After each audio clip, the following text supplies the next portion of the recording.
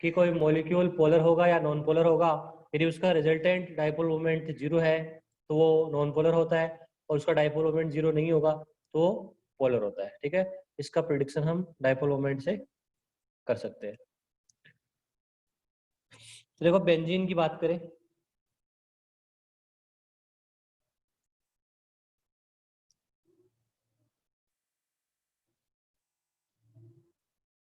ठीक है, बेंजीन इस तरह से होता है, डबल बॉन्ड लगा दो, फिर सिंगल, फिर डबल, फिर सिंगल, फिर डबल। ठीक है, और एक एक हाइड्रोजन आ ही जाएगा यहाँ पे इस तरह से, कार्बन की वैलेंस 4 पूरी करने के लिए।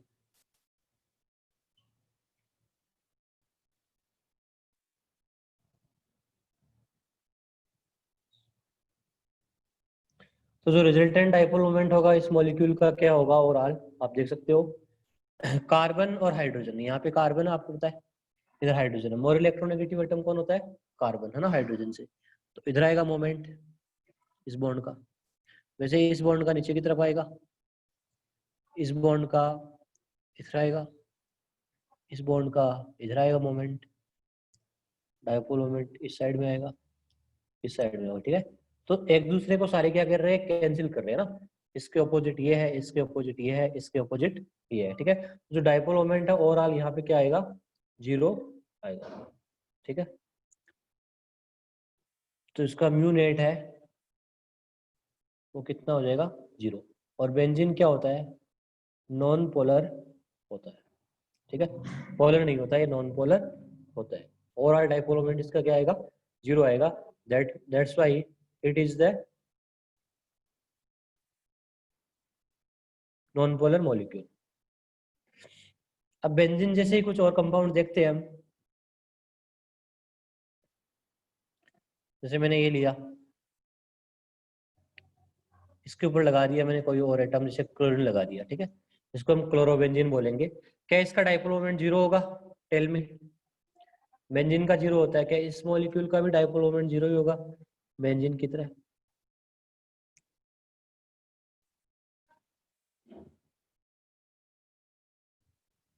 नहीं होगा। ठीक है, बिल्कुल नहीं होगा, क्योंकि देखो यहाँ पे जो कार्बन है और क्लोरीन है, इस बॉन्ड का डाइपोल मोमेंट क्या होगा, बिल्कुल अलग होगा। ठीक है, बिल्कुल। तो यहाँ पे जो डाइपोल मोमेंट की डायरेक्शन है वो क्या आ जाएगी, म्यू वेक्टर इधर आ जाएगी। ठीक है, बाकी का हम 0 मान लेंगे, बाकी है ना, ये सारे कैंसिल हो जाएंगे एक दूसरे से। ठीक है, तो यहाँ पे जो डाइपोल मोमेंट क्या होगा, म्यू वेक्टर हो जाएगा। ठीक है,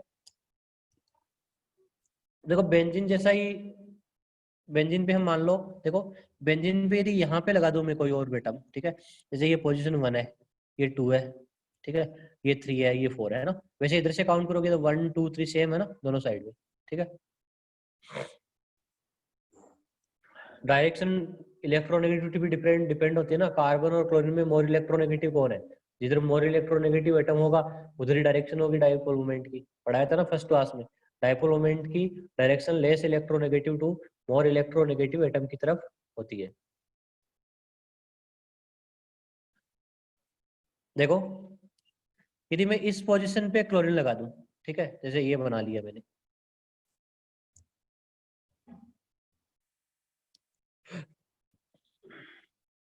ये क्लोरीन, ये क्लोरीन, ठीक है, तो ये बेंजीन ही है। इधर इधर मैंने क्लोरीन लगा दिया। ठीक है, इसको ऑर्थो पोजीशन बोलते हैं, जो एडजेसेंट 1 2 पोजीशन होती है इसको हम ऑर्थो पोजीशन बोलते हैं। कौन सी पोजीशन बोलते हैं इसको, ऑर्थो। क्या बोलते हैं इसको, ऑर्थो, है ना। यदि मैं 3 पे लगाता एक और क्लोरीन तो फिर क्या होता, मेटा पोजीशन। ठीक है, ये आप ध्यान में रखो, 1 2 पोजीशन होती है वो क्या होती है, ऑर्थो होती है। 1 3 क्या होती है, मेटा पोजीशन होती है। ठीक है, और जो 1 4 पोजीशन होती है वो कौन सी होती है, पेरा पोजीशन होती है। ठीक है, ये अलग अलग पोजीशंस का नाम है।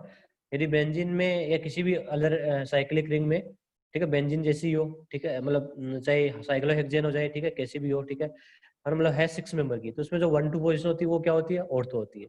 1 3 क्या होती है, मेटा, और 1 4 क्या होती है, पेरा। ठीक है, तो ये इसका पेरा हो जाएगा।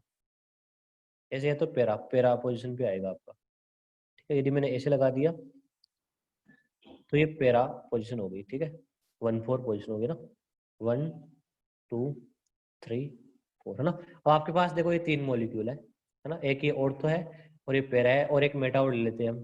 ठीक है,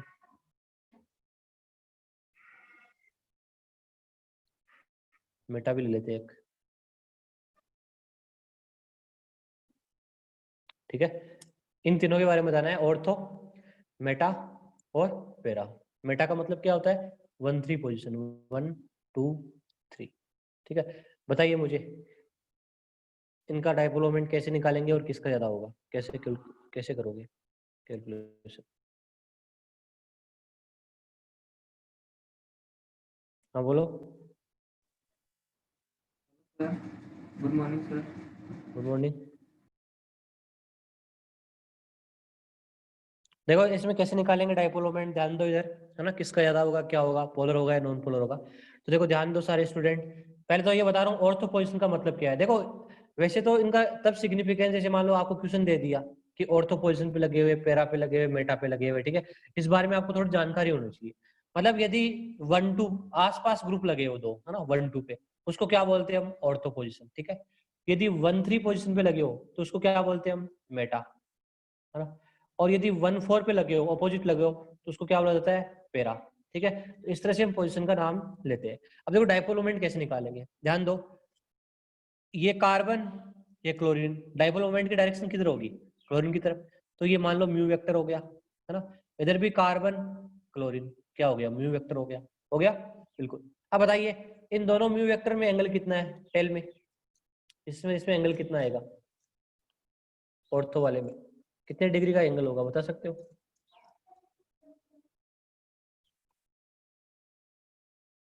हाँ मैसेज करके बताओ एंगल कितना है। एक नितिका ने सही बोला है अब तक,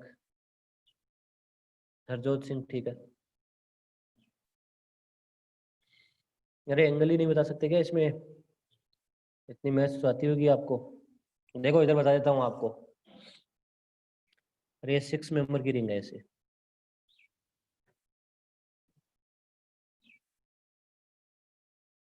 एंगल पता कर लो, इसको बाइसेक्ट कर लो ऐसे 6 पार्ट्स में अलग अलग,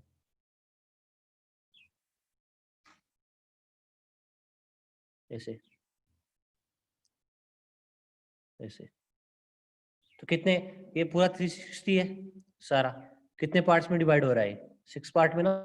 देखो 1 2 3 4 5 6 पार्ट है ना अलग अलग। तो कितना हो जाएगा? 360/6 कितना हो जाएगा?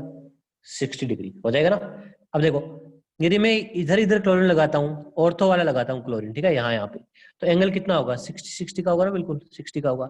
यदि मैं यहाँ पे लगा देता हूँ तो एंगल कितना हो जाएगा? 120 हो जाएगा बढ़ के। और यदि मैं यहाँ पे लगाता हूँ तो एंगल कितना हो जाएगा? 180 हो जाएगा, ठीक है। तो आपको ये सब आना चाहिए, ठीक है। अब देखते हैं इसका डायपोल मोमेंट कैसे निकालेंगे। देखो यहाँ पे दो म्यू वेक्टर के बीच में एंगल कितना आएगा? 60 आएगा। ऑर्थो वाले पे एंगल कितना आएगा?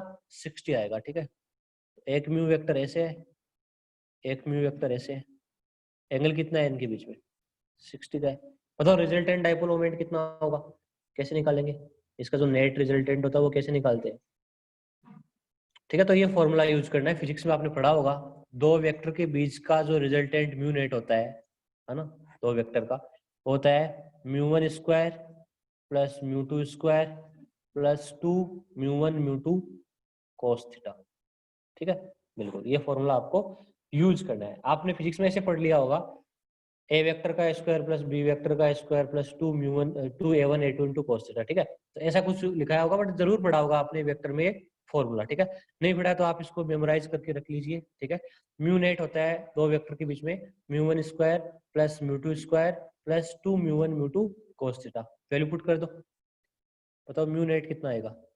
यहाँ पे तो देखो दोनों म्यू वेक्टर सेम फोर्स है, तो μ1 भी क्या हो जाएगा? μ² μ2 भी क्या हो जाएगा? μ² प्लस 2 μ1 इंटू μ2, मतलब म्यू इंटू म्यू कितना हो जाएगा? 2 μ²। कॉस की वैल्यू कितनी होगी? cos 60, है ना। cos 60 कितना होता है? cos 60 कितना होता है? 1/2। cos 60 की वैल्यू कितनी होती है? 1/2 होती कि नहीं होती? 1/2 होती, देखो कितना आएगा आंसर, μ² प्लस μ² प्लस 2 μ² इंटू 1/2। इससे क्या हो जाएगा? कैंसिल। कितना हो गया बताओ? μ² μ² μ², 3 μ², 3 μ² का रूट करोगे तो √3 म्यू आ जाएगा, है ना। मतलब कितना आ जाएगा? 1.73 म्यू आ जाएगा आंसर। ठीक है। तो ये तो क्या हुआ, ऑर्थो वाली पोजीशन का डायपोल मोमेंट हो गया। बताओ अब इसका कितना आंसर आएगा, मुझे ये बताओ, यदि मैं ऐसे बना दूं तो Cl Cl, बताओ कितना आंसर आएगा। अब एंगल आपको बताइए कितना है दोनों के बीच में, मेटा वाले का कितना आंसर आएगा। सारे बच्चे निकालो आंसर, अब बताइए कौन बताएगा सबसे पहले।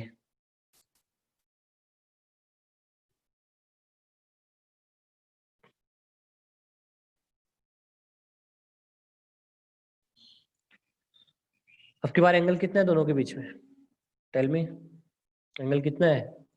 कार्बन क्लोरीन मोर इलेक्ट्रोनेगेटिव, ठीक है, क्लोरीन है, यहाँ पे कार्बन है ना, तो म्यू वेक्टर और इधर म्यू वेक्टर, एंगल कितना है 120 है। बताओ दो वेक्टर 120 पे है, म्यू वेक्टर म्यू वेक्टर, उनके बीच में एंगल है 120, तो रिजल्टेंट कितना आएगा, आंसर कितना आएगा, रिजल्टेंट कितना आएगा, रिजल्टेंट म्यू आएगा, है ना, डायरेक्ट कर सकते हो ना, नहीं कर सकते हो, इजीली कर सकते हो, ठीक है, वैल्यू पुट कर दो। देखो आपकी बार cos 120 कितना होगा, cos 120 होता है -हाफ, है ना, तो यहाँ -हाफ आएगा तो एक म्यू स्क्वायर क्या हो जाएगा, 0 हो जाएगा, ठीक है, तो बचेगा कितना, सिर्फ म्यू बचेगा, क्या बचेगा, म्यू बचेगा, ठीक है। तो रिजल्टेंट ये क्या है, इससे छोटा आया, है ना, इसका मतलब मोर पोलर कौन सा आपका, ऑर्थो वाला ज्यादा पोलर है, ठीक है, ये वाला, ठीक है, ये वाला क्या होगा, लेस पोलर होगा, इसका आंसर कितना आएगा, सिर्फ म्यू आएगा ओनली, ठीक है, इसका कितना आया था, √3 म्यू आया, ठीक है, बिल्कुल। अब पैरा वाला बताइए मुझे, इसका कितना आएगा डायपोल मोमेंट,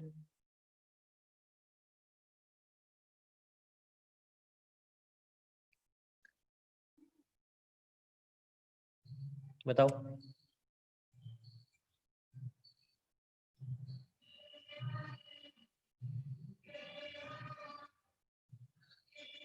पैरा वाले का कितना आएगा,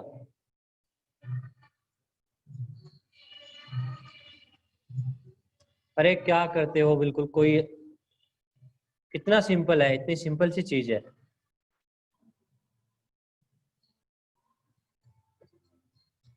अरे कोई पूछ रहा है 180 है कि नहीं, अरे इधर कार्बन क्लोरीन का इधर क्लोरीन की तरफ आ जाएगा mu vector, carbon chlorine mu vector नीचे की तरफ आ जाएगा, कितना है, ऑपोजिट है एक दूसरे के, जब ऑपोजिट हो तो सीधा सीधा 0 हो जाएगा ना, म्यू नेट कितना हो जाएगा, 0 हो जाएगा, ठीक है।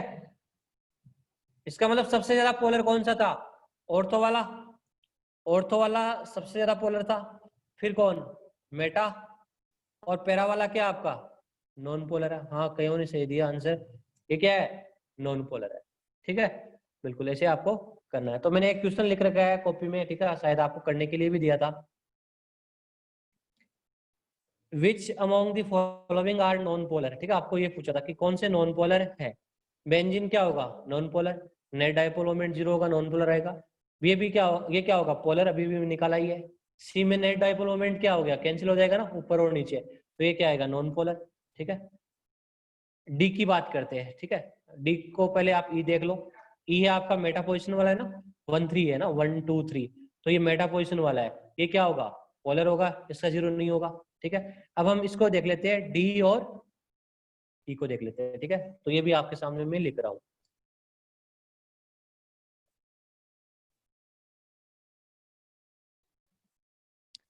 अब बताइए आप, ठीक है, ये पोलर होगा या नॉन पोलर होगा, बताओ। हाँ हरजोत सिंह बोलो। Good morning sir. Good morning. Sir ये बीच में ओ क्या लिखा हुआ है, ओ का मतलब बेंजीन, बेंजीन के बीच में मतलब रिंग के बीच में ओ आता है, इसका मतलब डबल बॉन्ड इधर भी आ सकता है, इधर भी आ सकता है, ठीक है, मतलब ओके सर। हाँ देखो इसका मीनिंग ये है, देख लो एक बार, जैसे बेंजीन है तेरे पास, बेंजीन की देखो दोनों स्ट्रक्चर सही है, मैं यहाँ से स्टार्ट करूँ, double single double single double, ऐसे बना सकता हूँ, मैं ऐसे भी बना यस सर। सकता हूँ इसको, इसको मैं यहाँ से भी स्टार्ट कर सकता हूँ, डबल सिंगल दोनों सही है ना, तो दोनों को रिप्रेजेंट करता है, इसलिए ओ लगा दिया, ठीक है, ओके बिल्कुल, सर। मतलब डबल बॉन्ड घूम रहा है रिंग में चारों तरफ, ठीक है। ये बताओ आप, ठीक है, इसका आंसर क्या आएगा, ये बेंजीन नहीं है, ध्यान रखो, ये साइक्लोहेक्सेन है, ठीक है, क्या ये पोलर आएगा या नॉन पोलर आएगा, ठीक, कईयों ने पोलर कईयों ने नॉन पोलर, कोई बता सकता है इसका आंसर, एग्जैक्टली क्या एक्सप्लेनेशन है, हैंड राइज करो।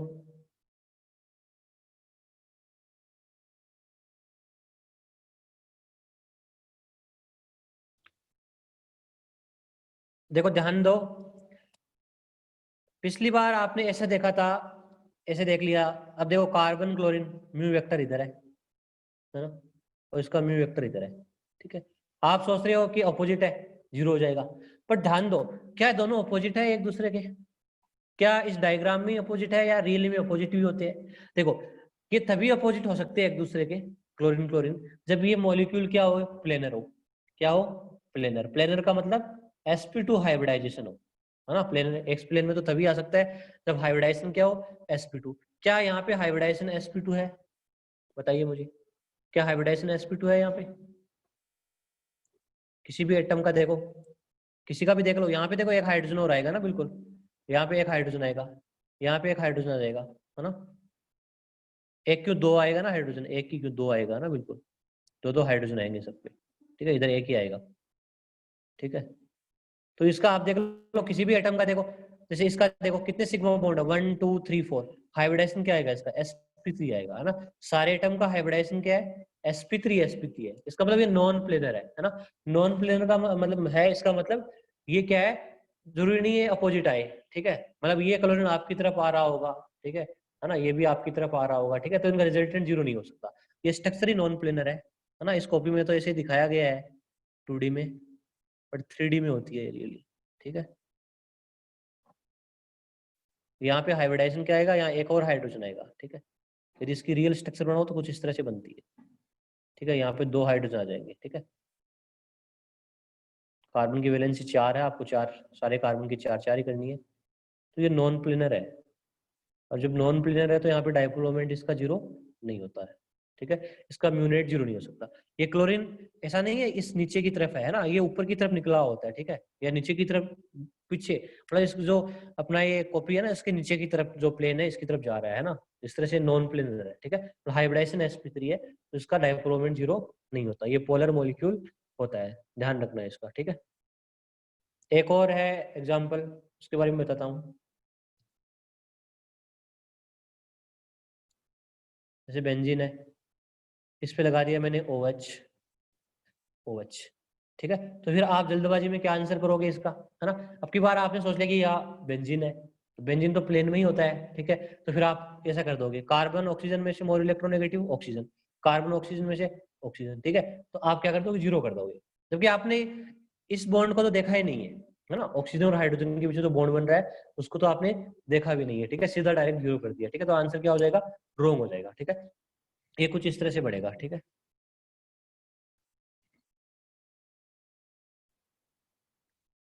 ऐसे ऑक्सीजन है, नीचे भी ऑक्सीजन है, ठीक है। अब यहाँ पे ये हाइड्रोजन ऐसे आएगा, ठीक है। अब देखो ऑक्सीजन पे लोन पेयर है ना, कितने हैं, 2 है, हो कि नहीं है, 2 लोन पेयर आएंगे। अब देखो ध्यान से, हम डायपोल देखें तो ये वेक्टर ऊपर, ये नीचे, तो ये तो कैंसिल कर देंगे आपस में, ठीक है। ये दोनों कैंसिल हो गए, ये और ये। बट बाकी की वेक्टर देखो, ऑक्सीजन और हाइड्रोजन का ऑक्सीजन की तरफ आ गया, है ना। ऑक्सीजन और हाइड्रोजन का ऑक्सीजन की तरफ आ गया, ठीक है। और लोन पेयर का भी डायपोल मोमेंट होता है लोन पेयर की तरफ, ठीक है। आप देख सकते हो इस तरह से। तो ये नॉन प्लेनर है ना। यहाँ भी आपका ऑक्सीजन क्या है, sp3 हाइब्रिडाइजेशन है इसका, देखो 2 तो आपके लोन पेयर है, 2 सिग्मा बॉन्ड है ना, तो ये भी sp3 है ऑक्सीजन, ठीक है। ऑक्सीजन का हाइब्रिडाइजेशन क्या होगा, लोन पेयर कितने ऑक्सीजन पे, 2, सिग्मा बॉन्ड कितने, 2, ठीक है। तो इसका भी नेट डाइपोल मोमेंट 0 नहीं हो सकता। देखो इधर घूम रहा है, इधर आ रहा है, ठीक है, इधर आ रहा है, इधर आ रहा है, ठीक है। तो इसका मतलब 0 तो नहीं हो सकता, ठीक है, ऑपोजिट नहीं है यहाँ पे, ठीक है, एग्जैक्टली। तो इस तरह से हम आंसर देंगे इसको। तो ये भी क्या होगा, पोलर ही होगा, ठीक है। तो कौन कौन से पोलर है, ये पोलर होगा और ये पोलर होगा। इसके बाद एक और एग्जांपल कराता हूँ मैं आपको, इसके बारे में बताओ, ये पोलर है या non polar. HC triple bond CCH3, बताओ पोलर है या नॉन पोलर, इसका पता कैसे करोगे। इसमें भी देखो आपको एरो एरो एरो से आप बना सकते हो, इजी है। पहले ये इस बॉन्ड को देखो, कार्बन हाइड्रोजन को बॉन्ड, कौन ज्यादा मोर इलेक्ट्रोनेगेटिव है, हाइड्रोजन या कार्बन, कार्बन है ना मोर इलेक्ट्रोनेगेटिव, तो इधर आ जाएगा वेक्टर, है ना। ये मान लो म्यू1 वेक्टर है। अब देखो ये कार्बन है और ये कार्बन है ना। अब इन कार्बन कार्बन का कोई डेवलपमेंट होगा कि नहीं होगा ना, इस बात को हम पता कैसे करेंगे, दोनों कार्बन का हाइब्रिडाइजेशन चेक कर लो। इस कार्बन का क्या हाइब्रिडाइजेशन है, बताओ मुझे, बताओ। जैसे मैं कार्बन 1 बोलूं, इसको 2 बोलूं, दोनों का हाइब्रिडाइजेशन क्या होगा, टेल मी। निकाल के बताओ सारे के सारे। sp है ना, number of sigma bond plus lone pair. तो इसमें लोन पेयर तो है नहीं, सिग्मा बॉन्ड कितने हैं, एक पीछे एक आगे है ना, ये ट्रिपल बॉन्ड है यहाँ पे, 4 बॉन्ड नहीं है, 3 बॉन्ड है ना, यहाँ पे ट्रिपल बॉन्ड है ना। तो sp है ना, ट्रिपल बॉन्ड में एक सिग्मा होता है, इसका भी sp। तो sp है तो दोनों की इलेक्ट्रोनेगेटिविटी क्या हो जाएगी, सेम है ना, तो इनका मोमेंट नहीं हो सकता है ना, दोनों की इलेक्ट्रोनेगेटिविटी सेम है, परसेंटेज एस कलेक्टर दोनों में बराबर है। ठीक है, बताओ ये कार्बन है और ये कार्बन है, इनका डाइपोल मोमेंट किधर होगा, इस कार्बन का हाइब्रिडाइजेशन बताओ मुझे, लास्ट वाले का। हाँ ओके महकदीप, लास्ट वाले का बताओ हाइब्रिडाइजेशन।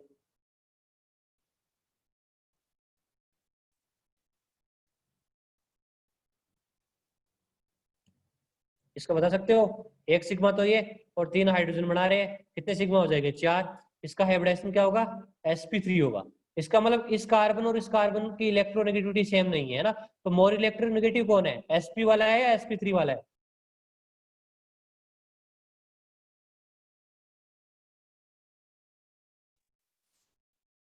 sp वाला है या sp3 वाला है, sp वाला मोर इलेक्ट्रोनेगेटिव है ना, बिल्कुल है ना, ये परसेंटेज है इस कैरेक्टर इसमें ज्यादा है, तो ये म्यू2 वेक्टर हो जाएगा। तो एक दूसरे को ये क्या कर देंगे, कैंसिल करेंगे कि नहीं करेंगे बताओ, दोनों फोर्स ही अलग है, बिकॉज दोनों बॉन्ड ही अलग है, यहाँ पे कार्बन हाइड्रोजन बॉन्ड है, यहाँ पे कार्बन कार्बन बॉन्ड है। ठीक है, तो ये दोनों एक दूसरे को कैंसिल नहीं कर सकते। ठीक है, दोबारा देख लो बना के आप अच्छे से, यहाँ पे देख लो आप, ठीक है, देख बनाया हुआ है अच्छे से, एक बार फिर से समझ लो आप, क्योंकि इधर कार्बन हाइड्रोजन बॉन्ड है, इधर कार्बन कार्बन बॉन्ड है। ठीक है, तो दोनों के डाइपोल मोमेंट क्या होंगे, अलग अलग होंगे। देखो एक बार दोबारा बता रहा हूँ इस एग्जाम्पल को, इधर देखो हाइड्रोजन कार्बन, दोनों में से मोर इलेक्ट्रोनेगेटिव कौन है, कार्बन, तो इधर डाइपोल मोमेंट आ जाएगा म्यू वन वेक्टर। इन कार्बन कार्बन का कोई डाइपोल मोमेंट होगा नहीं, बिकॉज इस कार्बन का हाइब्रिडाइजेशन क्या है, sp, इसका भी क्या है sp, इसका क्या है sp3 है ना, तो दोनों की इलेक्ट्रोनेगेटिविटी सेम है, इनका कोई मोमेंट होगा नहीं। अब इस कार्बन और इस कार्बन का मतलब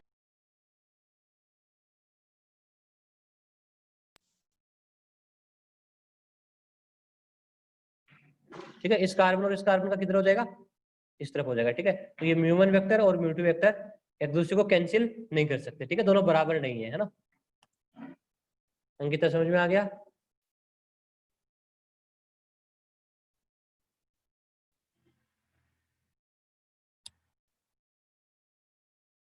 एक बार आप वेट करना, 1 मिनट में आता हूँ। ठीक है, थोड़ा सा 1 मिनट, जस्ट 1 मिनट। एक छोटा सा क्वेश्चन है, आपको ये मॉलिक्यूल गिवन है,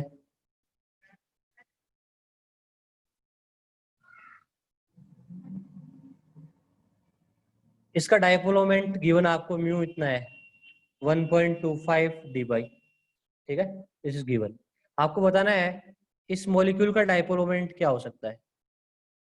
ठीक है,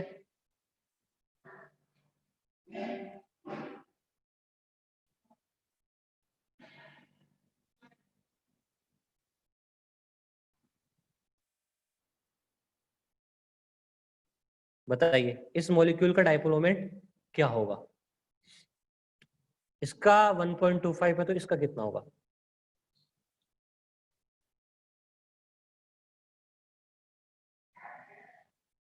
ठीक है, किसी कोई बता सकता है रीजन, आंसर और रीजन बता सकता है कोई, anyone.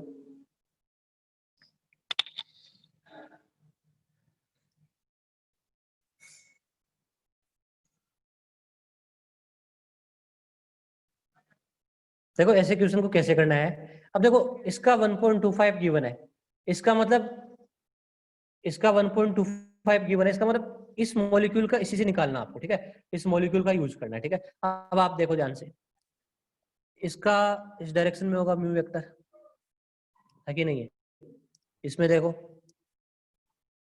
Mu vector mu vector mu vector, ठीक है, और इसका म्यू वेक्टर। अब देखो इसको भूल जाओ आप, इस बी आर को। अब देखो कितना होगा रिजल्टेंट बताओ, 3 है, म्यू वेक्टर 120 के एंगल पे है, कितना रिजल्टेंट आएगा इनका, टेल मी। म्यू वेक्टर 3 है ना 120 के एंगल पे, कितना रिजल्टेंट आएगा, 0 आएगा ना। कल बताया था मैंने, यदि 120 पे 3 फोर्स है तो इनका रिजल्टेंट क्या आएगा 0, ठीक है। तो इसको भूल जाओ आप, इस br को भूल जाओ, ठीक है। तो इनका रिजल्टेंट क्या आ गया 0, है ना। इसका तो ये कैंसिल कर दो, यहाँ से रिमूव हो गई। अब कौन बचा, सिर्फ एक ही br बचा कि नहीं बचा, ये नीचे वाला br ही बचा। क्या ये मॉलिक्यूल और ये मॉलिक्यूल सेम नहीं है, ये और ये, इसका भी कितना होगा 1.25 ही होगा कि नहीं होगा, ठीक है। इसका भी कितना होगा 1.25 ही होगा, सेम ही तो है दोनों, बिल्कुल म्यू वेक्टर, ठीक है। इसमें नीचे की तरफ है तो क्या हुआ, उसको घुमा दो आप, सेम ही तो है बिल्कुल। तो ऐसे क्वेश्चन को हम इस तरह से कर सकते हैं, ठीक है। मतलब ये जो 3 थे br, ठीक है, ये आपस में क्या हो जाएंगे, एक दूसरे से कैंसिल हो जाएंगे, ठीक है। मतलब 120 पे है तीनों, तेरी 3 फोर्स म्यू वेक्टर 120 पे लगेंगे, फोर्स 3, एंगल 120 है इनमें।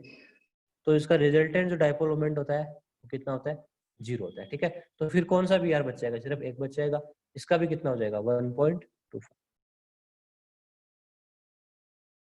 फोर्थ बार br, अरे फोर्थ बार को कंसीडर किया है ना मैंने, किसने बोला नहीं किया, मैंने सिर्फ पहले 3 का रिजल्टेंट देख लिया, इन तीनों का 1 2 3, तो इनका 0 आ गया, तो फोर्थ br को कंसीडर तो किया ना, ठीक है। अब तीनों br का रिजल्टेंट 0 हो जाएगा तो बचेगा कौन सा, फोर्थ ही तो बचेगा, ठीक है।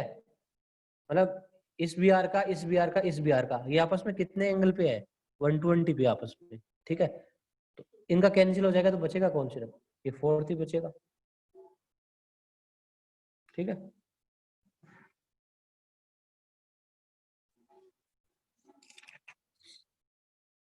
इसके बाद कुछ डाइपोल मोमेंट की कुछ मतलब कुछ मिसलेनियस एग्जांपल भी है ना, जो कि आपको ऐसे याद करके रखने हैं, ठीक है। उनमें थोड़ा सा एक्सेप्शन है, ठीक है, वो आपको ध्यान दे रहे हैं, ठीक है। वो कभी कभी एग्जाम में पूछे जाते हैं, ठीक है। जैसे फर्स्ट है, आपसे पूछे CH3 F CH3 Cl CH3 Br और CH3 डाइपोल मोमेंट सबसे ज्यादा किसका होगा, ठीक है। तो बाकी तो सब चीजों में देखो सेम ही है ना, यहाँ पे हाइड्रोजन है, यहाँ पे 3 हाइड्रोजन है, यहाँ पे भी 3 हाइड्रोजन है, यहाँ पे हाइड्रोजन है, कार्बन कार्बन कार्बन, है ना। फर्क क्या है ना। इसमें कौन सा बॉन्ड है, कार्बन क्लोरीन है। इसमें कौन सा बॉन्ड है, कार्बन क्लोरीन है। इसमें कौन सा है, कार्बन ब्रोमीन है। इसमें कौन सा है, कार्बन आयोडीन है ना।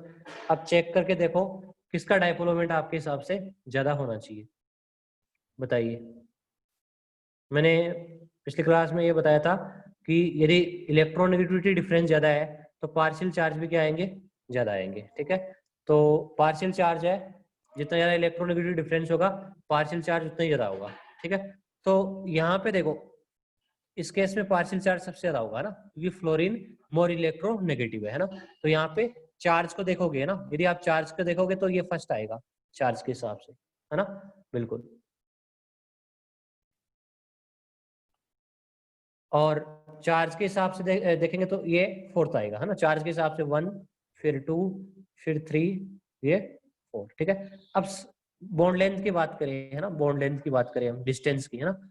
डिस्टेंस या बॉन्ड लेंथ क्या होती है, जैसे कार्बन क्लोरीन के बीच में जो ये बॉन्ड लेंथ है ना, बॉन्ड की लेंथ है। कार्बन क्लोरीन के बीच में बॉन्ड की लेंथ है। कार्बन Br के बीच में बॉन्ड की लेंथ है। कार्बन आयोडीन के बीच में बॉन्ड की लेंथ है, ठीक है। बॉन्ड लेंथ क्यों देख रहे हैं, क्योंकि जो डाइपोल मोमेंट होता है म्यू, वो क्या होता है Q इंटू डी होता है, चार्ज इंटू डिस्टेंस, है ना। तो दोनों को देखना पड़ता है। मतलब डिस्टेंस सबसे ज्यादा किसकी आएगी, सबसे ज्यादा वी का ओवरलैपिंग कहाँ पे है, ठीक है, वो डिस्टेंस क्या हो जाएगी, ज्यादा हो जाएगी। तो वी का ओवरलैपिंग कहाँ पे आएगी, इसमें आएगी, ठीक है। तो डिस्टेंस के हिसाब से ये 1 नंबर, फिर 2 नंबर, फिर ये 3 नंबर, फिर ये 4 नंबर, है ना। तो डिस्टेंस है, जो बॉन्ड की डिस्टेंस है वो किसकी ज्यादा होगी, CI बॉन्ड ज्यादा बड़ा होगा, है ना। देखो जितना बड़ा बॉन्ड की डिस्टेंस होगी, लेंथ, वो बॉन्ड क्या होगा उतना ही वीक होगा, क्या होगा, वीक होगा, क्योंकि ओवरलैपिंग यहाँ पे क्या है, वीक है ना। तो दोनों एटम ज्यादा क्लोज नहीं आई, है ना।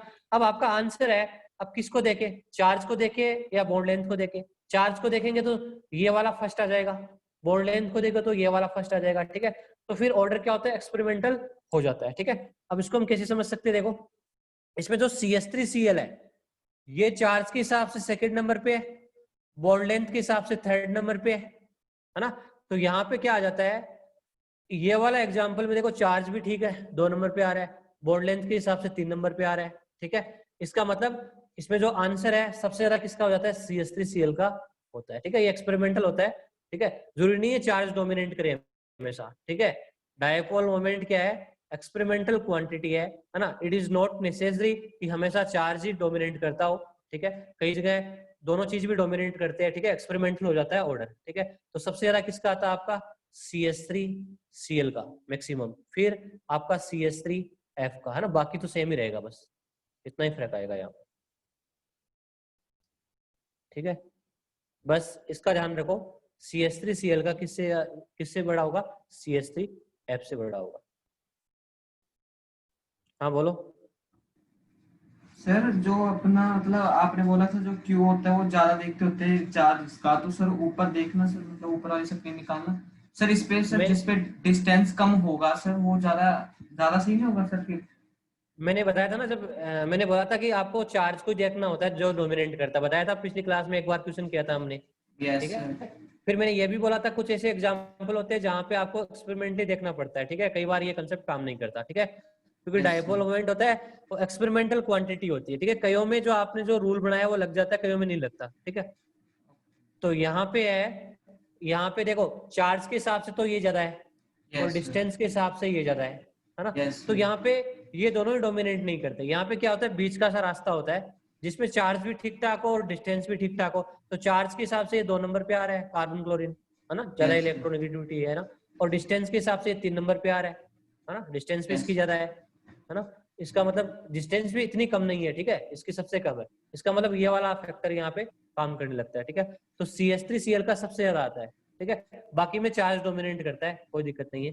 बस इसी का एक का आपको एक्सेप्शन रखना है। ठीक है, सर ध्यान रखना है बस। डिस्टेंस का इफेक्ट क्या होता है डायपोल मोमेंट पे? सर जैसे डिस्टेंस यदि ऐसे। बढ़ती डिस्टेंस बढ़ती है तो डाइपोल मोमेंट क्या होता है, बढ़ता है।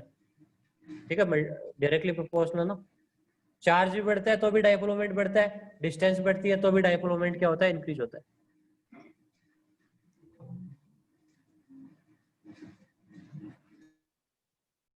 एक ये एग्जांपल और ध्यान रखना आप। ठीक है, CH3Cl, CH2Cl2, CHCl3, CCl4। ठीक है, तो देखो CCl4 का तो 0 होगा ही होगा।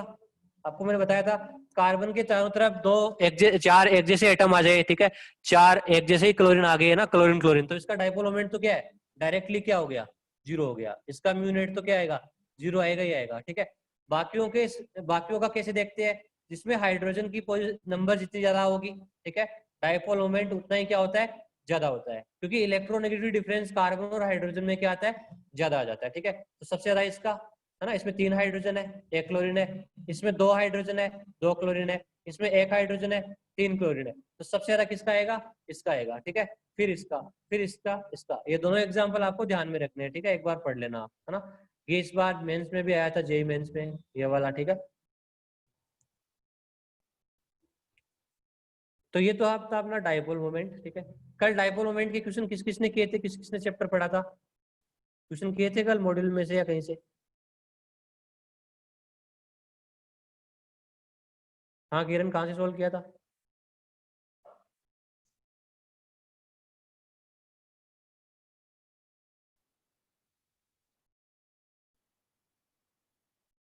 तो आज आपके लिए होमवर्क है, आप डाइपोल मोमेंट की क्वेश्चन जो है ना, मॉड्यूल है ना, वो सोल्व करना। ठीक है सारे बच्चे। ठीक है, और नॉन मेडिकल के स्टूडेंट है वो आप वीके जायसवाल सोल्व कर सकते हो या मॉड्यूल सोल्व कर लेना। और जो डाउट्स है वो आप टेलीग्राम पे सेंड कर देना, मैं आपको बता दूंगा। ठीक है, 1 मिनट, किसी का डाउट है तो बता देते हैं। हाँ, NH3 और NF3 में से कौन सा जरा पोलर है ये भी बता देते हैं। ठीक है, दोबारा करवा रहा हूँ। ठीक है, NF3 और NH3 वाला। ठीक है, ध्यान दो, एक बार फिर से करवा देते हैं।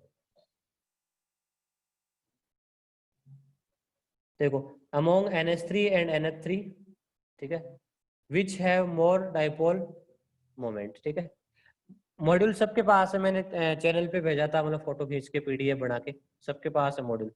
ठीक है, केमिकल बॉन्डिंग का मॉड्यूल भेजा हुआ है, मेडिकल का तो। ठीक है, और नॉन मेडिकल के स्टूडेंट आप मेडिकल वाला सोल्व कर लो एक बार। ठीक है, या फिर वीके जायसवाल बुक भेजी हुई वहां से कर लो क्वेश्चन। तो अमोंग NH3 एंड NF3 में से किसका डाइपोल मोमेंट ज्यादा है, इसको कैसे चेक करेंगे? देखो, NH3 इस तरह से बनेगा, ठीक है, nitrogen lone pair hydrogen hydrogen. ठीक है, तो देखो अब डायरेक्शन देखो, हाइड्रोजन और नाइट्रोजन में से मोर इलेक्ट्रोनेगेटिव कौन है? नाइट्रोजन, तो इधर डायरेक्शन हो जाएगी। हाइड्रोजन और नाइट्रोजन में इधर, हाइड्रोजन नाइट्रोजन इधर। ठीक है, और लोन पेयर का किधर हो जाएगा? Atom to lone pair, nitrogen से लोन पेयर ऊपर की तरफ हो जाएगा डाइपोल में। ठीक है, तो इसमें चारों फोर्स क्या आ रहे हैं? एक ही डायरेक्शन में जा रहे हैं। ठीक है, बिल्कुल ऊपर की तरफ ही जा रहे हैं, है ना। और NF3 में क्या होगा देखो, नाइट्रोजन और फ्लोरीन में से मोर इलेक्ट्रोनेगेटिव कौन है? फ्लोरीन, यहाँ पे फ्लोरीन, यहाँ पे फ्लोरीन, तो डाइपोल मोमेंट इधर आ जाएगा। ठीक है, फिर नाइट्रोजन टू लोन पेयर ऊपर की तरफ आ जाएगा। मतलब इसमें 3 फोर्स क्या लग रहे हैं नीचे की तरफ, और 1 फोर्स क्या लग रहा है ऊपर, है ना। इसका मतलब इसका डाइपोल मोमेंट उससे कम होगा। या आप ऐसे भी देख सकते हो डायरेक्ट, बताओ ज्यादा इलेक्ट्रोनेगेटिव डिफरेंस कहाँ पे होगा, नाइट्रोजन और हाइड्रोजन में होगा या नाइट्रोजन और फ्लोरीन में होगा? जो ज्यादा इलेक्ट्रोनेगेटिव डिफरेंस है वो नाइट्रोजन और हाइड्रोजन में होगा। बिल्कुल होगा कि नहीं होगा? हाइड्रोजन की 2.1, नाइट्रोजन की 3, फ्लोरीन की 4। ठीक है, और नाइट्रोजन की कितनी होती है? 3 पॉइंट के लगभग होती है। इसका मतलब मोर डिफरेंस कहाँ पे आएगा? यहाँ पे आएगा। ठीक है, इसके हिसाब से भी आप देख सकते हो। ठीक है, मतलब उसमें तो कुछ ज्यादा फर्क नहीं है इलेक्ट्रोनेगेटिव में। एक बार देख लो नाइट्रोजन की कितनी होती है और नाइट्रोजन फ्लोरीन की कितनी होती है। नाइट्रोजन की 3 मान लो, हाइड्रोजन की 2.1 के करीब होती है। यहाँ पे नाइट्रोजन की 3, फ्लोरीन की 4, यहाँ पे डिफरेंस कितना आएगा? 0.9, यहाँ पे 1। तो इलेक्ट्रोनेगेटिविटी के हिसाब से नहीं देख सकते हम, क्योंकि दोनों में कोई ज्यादा फर्क ही नहीं है ना। तो आप किसके हिसाब से देखो? फोर्सेस के हिसाब से देखो। इसमें 1 फोर्स ऊपर की तरफ, 3 फोर्स नीचे की तरफ, इसमें चारों फोर्स ऊपर की तरफ। तो रिजल्टेंट किसका ज्यादा आता है? NH3 का ज्यादा आता है। ये NCERT में भी है क्वेश्चन।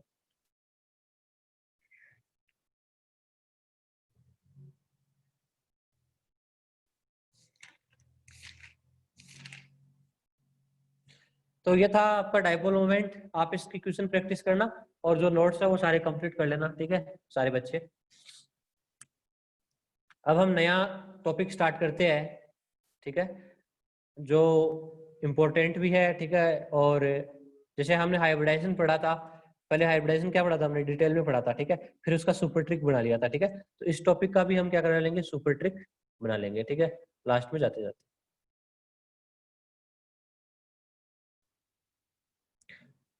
तो टॉपिक का नाम है MOT।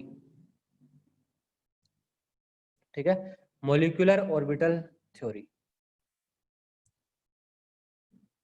हाँ, ये इसी चैप्टर का पार्ट है। ठीक है, हाँ 3 स्टूडेंट क्लास से लीव कर दिए। कौन कौन? नाम नाम पता है उनका?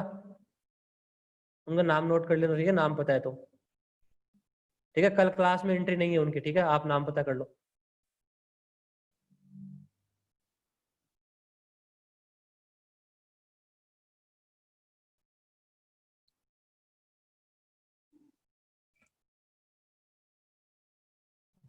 ठीक है, नाम पता कर लो, मेरे को मैसेज कर देना टेलीग्राम पे। ठीक है, सारों की लिस्ट बना के। Molecular orbital theory. ठीक है, तो मॉलिक्यूलर ऑर्बिटल थ्योरी है, ये वैसे वैलेंस बॉन्ड थ्योरी है, उसका थोड़ा एडवांस फॉर्म है। ठीक है, और इसकी जरूरत क्यों पड़ी? ठीक है, मतलब मॉलिक्यूलर ऑर्बिटल थ्योरी क्यों काम आई? ठीक है, तो मॉलिक्यूलर ऑर्बिटल थ्योरी क्या बताती है? एक तो ये बताती है मुझे existence of molecule, existence of molecule. ठीक है, जैसे आपका हाइड्रोजन डाइएटॉमिक फॉर्म में रहता है। ठीक है, इसका एग्जिस्टेंस के बारे में बताती है। ऑक्सीजन डाइएटॉमिक फॉर्म में रहता है, He2 नहीं बन सकता। हीलियम कभी भी डाइएटॉमिक मॉलिक्यूल नहीं बन सकता। ठीक है, नोबल गैस नहीं बना सकती डाइएटॉमिक मॉलिक्यूल। ठीक है, तो क्यों नहीं बना सकती ये सब बताती है मॉलिक्यूलर ऑर्बिटल थ्योरी। ठीक है, और इसकी जो मेन नीड है वो कहाँ पे पड़ी? ठीक है, इसकी जरूरत क्यों पड़ी? ठीक है, what is the need of molecular orbital theory? ठीक है, तो एक एग्जांपल है हमारे पास ऑक्सीजन का। ठीक है, ऑक्सीजन में क्या होता है? इसकी जब मैं लुईस डॉट स्ट्रक्चर बनाऊंगा, लुईस डॉट स्ट्रक्चर, तो ये हमने पहले बनाई भी थी। ऐसे बनती है कुछ, ऑक्सीजन डबल बॉन्ड ऑक्सीजन, यहाँ पे 2 लोन पेयर आ जाएंगे, इधर भी 2 आ जाते हैं। ठीक है, अब मुझे ये बताओ, ऑक्सीजन आपकी ये स्ट्रक्चर मैंने बना दी, तो ये बताओ ये पैरामैग्नेटिक है या डायमैग्नेटिक? आंसर दो। O2 पैरामैग्नेटिक है, मैग्नेटिक है या फिर डायामैग्नेटिक? पहले तो ये बताओ, पैरामैग्नेटिक और डायामैग्नेटिक आपको आते हैं कि नहीं आते? इनके बारे में पता है नहीं पता? पैरामैग्नेटिक क्या होता है और डायामैग्नेटिक क्या होता है, जानते नहीं हो? ठीक है, चलो बता देते हैं। ठीक है, पैरामैग्नेटिक क्या होते हैं और डायामैग्नेटिक क्या होते हैं। ठीक है, देखो ये है जो मैग्नेटिक जो फील्ड है, ठीक है, उसी के साथ कुछ दो प्रॉपर्टी होती है, एक पैरामैग्नेटिक नेचर, एक डायामैग्नेटिक नेचर। ठीक है, तो होता क्या है, जैसे आपने मैग्नेटिक फील्ड लेके आए आप, ठीक है, मैग्नेटिक फील्ड आपके पास है ना, और मान लो आपने एक डायामैग्नेटिक चीज को यहाँ पे रख दिया, ठीक है, किसी मॉलिक्यूल को रख दिया जो डायामैग्नेटिक है, ठीक है, तो वो क्या होगा, उस मैग्नेटिक फील्ड से क्या होगा, रिपल करेगा। तो डायामैग्नेटिक मॉलिक्यूल क्या होते हैं, मैग्नेटिक फील्ड में क्या होते हैं, रिपल करते हैं उससे, मैग्नेटिक फील्ड से क्या करते हैं, रिपल्सन करते हैं। और पैरामैग्नेटिक क्या होते हैं, इसकी तरफ अट्रैक्ट होते हैं। पैरामैग्नेटिक क्या करते हैं, अट्रैक्ट होते हैं। अब अट्रैक्ट क्यों होते हैं, देखो पैरामैग्नेटिक में क्या होता है, अनपेयर्ड इलेक्ट्रॉन होता है। क्या होता है, अनपेयर्ड। अनपेयर्ड इलेक्ट्रॉन तो जानते ही हो ना, बिल्कुल, एक ऑर्बिटल में ओनली सिंगल इलेक्ट्रॉन हो, पेयरिंग नहीं हो। ठीक है, तो अनपेयर्ड इलेक्ट्रॉन के कारण क्या होते हैं, आपके जो पैरामैग्नेटिक होते हैं वो मैग्नेटिक फील्ड की तरफ क्या होते हैं, अट्रैक्ट होते हैं। ठीक है, तो कोई मॉलिक्यूल पैरामैग्नेटिक क्या होगा, है ना, इसका पता कैसे चलता है, यदि किसी मॉलिक्यूल में अनपेयर्ड इलेक्ट्रॉन है, किसी एटम में अनपेयर्ड इलेक्ट्रॉन है, तो वो क्या होगा, पैरामैग्नेटिक होगा।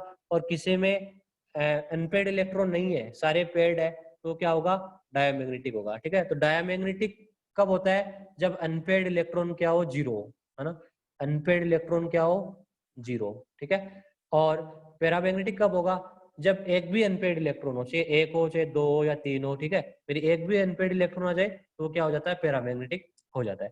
अब आप बताओ मुझे, क्या यहाँ पे कोई अनपेयर्ड इलेक्ट्रॉन दिख रहा है आपको O2 मॉलिक्यूल में?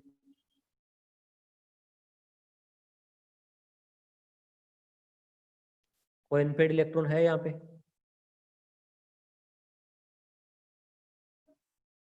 ठीक है, नहीं है ना, सारे इलेक्ट्रॉन है, पेयरिंग है ना, पेयर है एक दूसरे से, है ना, ये दो इलेक्ट्रॉन का पेयर है, ये पेयर है, ये पेयर है, ये पेयर है। ठीक है, तो आपका ऑक्सीजन है वो क्या होना चाहिए, डायामैग्नेटिक होना चाहिए। ठीक है, ये किसके अकॉर्डिंग, वैलेंस बॉन्ड थ्योरी के अकॉर्डिंग, है ना, लुईस ड्रॉ स्ट्रक्चर के अकॉर्डिंग। बट एक्सपेरिमेंटल ऐसा देखा गया कि ऑक्सीजन मॉलिक्यूल क्या होता है, पैरामैग्नेटिक नेचर शो करता है। ठीक है, इसका मतलब कुछ ना कुछ और फिनोमिना हो रही है जिसके कारण ये पैरामैग्नेटिक है। ठीक है, तो वो हम मॉलिक्यूलर ऑर्बिटल थ्योरी बताती है। तो मॉलिक्यूलर ऑर्बिटल थ्योरी की सबसे पहले नीड ये पड़ी, देखो oxygen molecule valence bond theory के अकॉर्डिंग क्या होता है, डायामैग्नेटिक होता है। बट मॉलिक्यूलर ऑर्बिटल थ्योरी के अकॉर्डिंग और जो एक्सपेरिमेंटल के अकॉर्डिंग आपका ऑक्सीजन है वो क्या होता है, पैरामैग्नेटिक होता है। ठीक है, इस चीज को एक्सप्लेन करने के लिए मॉलिक्यूलर ऑर्बिटल थ्योरी आई। ठीक है, देखो इससे पहले मैं एक छोटा सा और एग्जांपल करा देता हूँ डायमैग्नेटिक पैरामैग्नेटिक का। जैसे आपसे पूछे नाइट्रोजन है, क्या ये डायमैग्नेटिक होगा या पैरामैग्नेटिक होगा? ठीक है, तो हम इसको देखो कॉन्फ़िगरेशन से देख सकते हैं। कॉन्फ़िगरेशन क्या होता है, हीलियम 2s2 2p3। ठीक है, तो ये तो देखो पूरा भरा हुआ है 2s, 2p में क्या है, तीन अनपेयर्ड इलेक्ट्रॉन है ना, है कि नहीं है, तीन अनपेयर्ड इलेक्ट्रॉन है, 1 2 3 है ना, तो ये क्या है, पैरामैग्नेटिक है ना, इसमें पेयर्ड नहीं है सारे इलेक्ट्रॉन। ठीक है, नोबल गैस है, नोबल गैस क्या होती है, फुल फील्ड होती है। जैसे हीलियम है, आपसे पूछे हीलियम डायामैग्नेटिक है या पैरामैग्नेटिक, तो ये तो पूरा फुल फील्ड है ना, तो इसमें इलेक्ट्रॉन पेयर्ड ही नहीं, मतलब अनपेयर्ड ही नहीं है, सारे पेयर हो गए ना। 1s में दो इलेक्ट्रॉन थे, दोनों के दोनों क्या हो गए, पेयर हो गए ना, बिल्कुल, तो ये क्या हो गया, डायामैग्नेटिक। ठीक है, तो ये तो हम वैलेंस बॉन्ड थ्योरी के अकॉर्डिंग देख रहे हैं, है ना। अब actually molecular orbital theory O2 को पैरामैग्नेटिक बताया। ठीक है, और एक्सपेरिमेंटल देखे तो O2 क्या होता है, रियली में पैरामैग्नेटिक ही होता है। ठीक है, इसका मतलब मॉलिक्यूलर ऑर्बिटल थ्योरी है वो O2 के पैरामैग्नेटिक नेचर को सही बताती है। ठीक है, और इसको हम बाद में देखेंगे डिटेल में, धीरे धीरे धीरे धीरे। ठीक है, तो एक तो ये रीजन था मॉलिक्यूलर ऑर्बिटल थ्योरी का आने का, है ना। क्या रीजन था, मतलब जो O2 मॉलिक्यूल है वो एक्सपेरिमेंट से देखा गया कि पैरामैग्नेटिक है, बट वैलेंस बॉन्ड थ्योरी के अकॉर्डिंग तो वो डायामैग्नेटिक था। ठीक है, तो उस चीज को एक्सप्लेन किया एक तो एमओटी ने। दूसरा एक और रीजन था एमओटी आने का, वीबीटी के अकॉर्डिंग आप देखो तो जो बॉन्ड होते हैं, है ना, वो सारे इंटीजर में बनते हैं। जैसे या तो सिंगल बॉन्ड बनता है, या फिर डबल बॉन्ड बनता है, या फिर ट्रिपल बॉन्ड बनता है ना। मतलब सिंगल बॉन्ड मतलब एक, डबल बॉन्ड मतलब दो, ट्रिपल बॉन्ड मतलब तीन बॉन्ड, है ना। ये क्या होता है, इसका बॉन्ड ऑर्डर हो गया। सिंगल बॉन्ड का बॉन्ड ऑर्डर क्या होता है, 1, डबल बॉन्ड का क्या होता है 2, ट्रिपल बॉन्ड का क्या होता है 3। बॉन्ड ऑर्डर क्या होता है? Number of bonds. Bond order क्या होता है? Number of bonds. यदि सिंगल बॉन्ड है तो बॉन्ड ऑर्डर कितना होगा? 1। डबल बॉन्ड है तो बॉन्ड ऑर्डर कितना होगा? 2। ट्रिपल बॉन्ड है तो बॉन्ड ऑर्डर कितना होगा? 3 होगा। ठीक है, बट एमओटी ये बोलती है कि बॉन्ड ऑर्डर हमेशा इंटीजर नहीं होता, ये सारे इंटीजर है ना, ऑल आर इंटीजर, है ना। बॉन्ड ऑर्डर फ्रैक्शन में भी हो सकता है। एमओटी के अकॉर्डिंग जो बॉन्ड ऑर्डर है, ठीक है, उसकी वैल्यू क्या होती है? फ्रैक्शन भी आती है कई बार। फ्रैक्शन का मतलब समझते हो? जैसे 1.5 होगी, 2.5 होगी, है ना, या 0.5 होगी। ठीक है, ऐसे भी बॉन्ड्स बन सकते हैं। ठीक है, इसके बारे में आपकी एमओटी बताती है। ठीक है, तो इन सब चीजों के बारे में एमओटी हमें बताएगी, और एक एक इस थ्योरी को हम, इसका एक पॉइंट को हम डिटेल में देखेंगे। ठीक है, क्योंकि ये थ्योरी है बहुत ही थोड़ी एडवांस है, इसमें कई कंसेप्ट यूज हो रहे हैं, एटॉमिक स्ट्रक्चर का भी यूज हो रहा है यहाँ पे, है ना।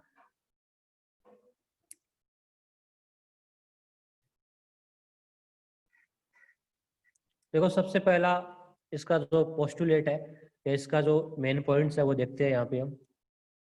एमओटी के मेन पॉइंट्स की बात करें, सबसे पहला पॉइंट, फर्स्ट पॉइंट देखो। देखो वैलेंस बॉन्ड थ्योरी हमें क्या बोलती थी? जब दो एटॉमिक ऑर्बिटल कंबाइन होंगे, है ना, तो सिग्मा बॉन्ड बनता है ना। यदि वो एक्सियली कंबाइन हो तो फिर सिग्मा बनता है, और यदि वो वर्टिकली कंबाइन हो तो पाई बनता है। ये सब आपने पढ़ा होगा। ठीक है, सिग्मा बॉन्ड कब बनता है, पाई बॉन्ड कब बनता है। ठीक है, मॉलिक्यूलर ऑर्बिटल थ्योरी ये बोलती है कि जब दो एटॉमिक ऑर्बिटल कंबाइन होते हैं, एक एटॉमिक ऑर्बिटल प्लस ये दूसरा एटॉमिक ऑर्बिटल, है ना, इनमें जब कॉम्बिनेशन होता है या ओवरलैपिंग होती है, इनमें जब ओवरलैपिंग होती है तो मॉलिक्यूलर ऑर्बिटल बनते हैं, है ना। और दो एटॉमिक ऑर्बिटल से कितने मॉलिक्यूलर ऑर्बिटल बनते हैं? 2 बनते हैं। ठीक है, मतलब वीबीटी के अकॉर्डिंग तो एक ही बनता है। ठीक है, इस तरह से ओवरलैपिंग कर लेंगे। वैलेंस बॉन्ड थ्योरी तो यही बोलती है कि एक ये मॉलिक्यूलर ऑर्बिटल ऐसे बन जाएगा। ठीक है, ऐसा ही बनता है, हम ओवरलैपिंग कराते हैं। ये मॉलिक्यूलर ऑर्बिटल है। मॉलिक्यूलर ऑर्बिटल का मतलब क्या है? जब दो एटॉमिक ऑर्बिटल कंबाइन होंगे, है ना, जब दो एटॉमिक ऑर्बिटल ओवरलैप करेंगे तो उनसे क्या बनेगा? मॉलिक्यूलर ऑर्बिटल बनेगा। ठीक है, वीबीटी ये बताती है, बट एमओटी ये बताती है कि 2 मॉलिक्यूलर ऑर्बिटल बनते हैं, एक ही नहीं 2 बनते हैं। एक बॉन्डिंग होता है, एक एंटी बॉन्डिंग होता है। ठीक है, उसको हम बाद में देखेंगे, अभी आप बस थ्योरी के जो पॉइंट्स है उसको देख लो।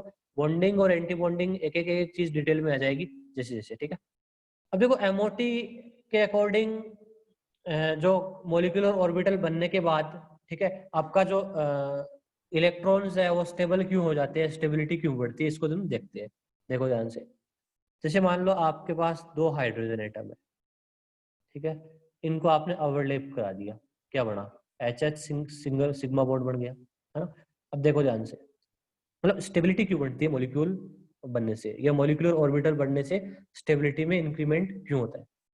देखो ये आपका 1s ऑर्बिटल है।